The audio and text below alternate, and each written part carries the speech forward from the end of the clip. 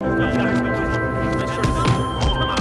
think the key piece, the key element to your headline was You will anyway. You will anyway. Yeah. And why is it that people, in spite of the wisdom that you're offering them, will ignore your wisdom and go ahead and buy the thing in any case?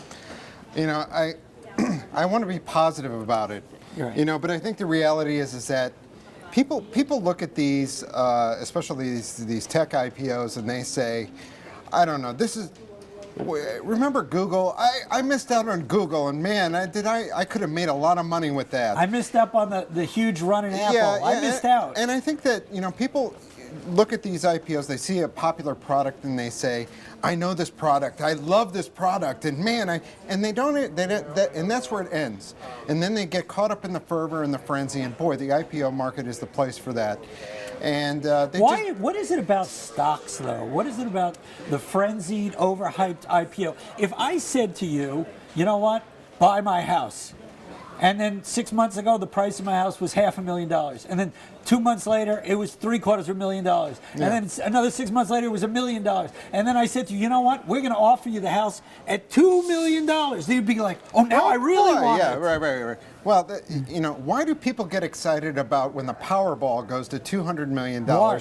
And their odds of winning actually get worse? Yeah, so why? What is the answer? Because are we all lemmings? We're all is sitting there everybody thinking, a sucker out there? We're all sitting there thinking that the possibility is there that I can actually make some money. I mean, you can see it. But is the possibility realistically there? It's not there. At a valuation of 100 or over $100 billion, you have to start envisioning, if you're going to get rich off Facebook shares, right, you got to start envisioning this company's going to be worth $200, $300 billion. There are very few companies today in America that are worth that much money. Part of the problem, and you know this, is the media, and we hype this thing. And I think those of us in the media, at least a lot of us, are a little bit, we're a little bit self-doubters, and so we sit there and say, boy, I don't really want to say this is really something you should stay away from, and then be wrong. Right. Because, there were a lot of people saying that about Google. But, I can think of IPOs that I sat there and trashed, and I was right. And one of them being Blackstone Group. Boy, that thing was hyped, for the financial industry. That was a big one. Right. And that thing has totally tanked. Right. So, do you want to touch on any of your reasons? Are you interested in any of your specific reasons? I think there are a lot of obvious, the GM thing, you call it the Camaro, GM, will it work for advertisers? I think the GM thing, exactly. What other ones you got there, JR? Let's touch on. You got any other ones? No, he doesn't. That was it. The GM factor.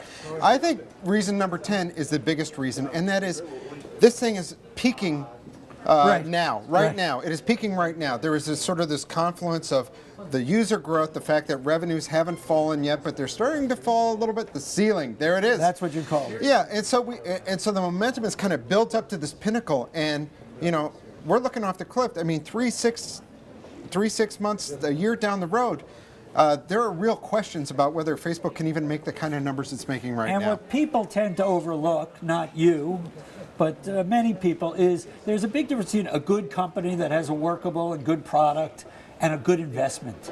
And that's where the price comes in. And yet when it comes to these IPOs, the notion of the price, that's like way down on the list. I read the stories in the Wall Street Journal, so-and-so is going to use the kid's bar mitzvah money and buy the stock, or so-and-so, her friend really likes Facebook, and they're going to, what is that? Do people make decisions about anything in that way? You would never buy a car without researching the car, right? You never buy a home. You wouldn't buy a TV without saying, well, I'm going to look at a couple other TVs, and is this a good value?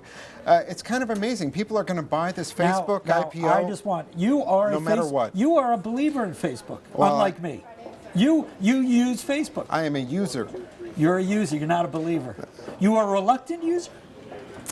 I am a user in that it has been made clear to me that we are to sort of, promote ourselves via that.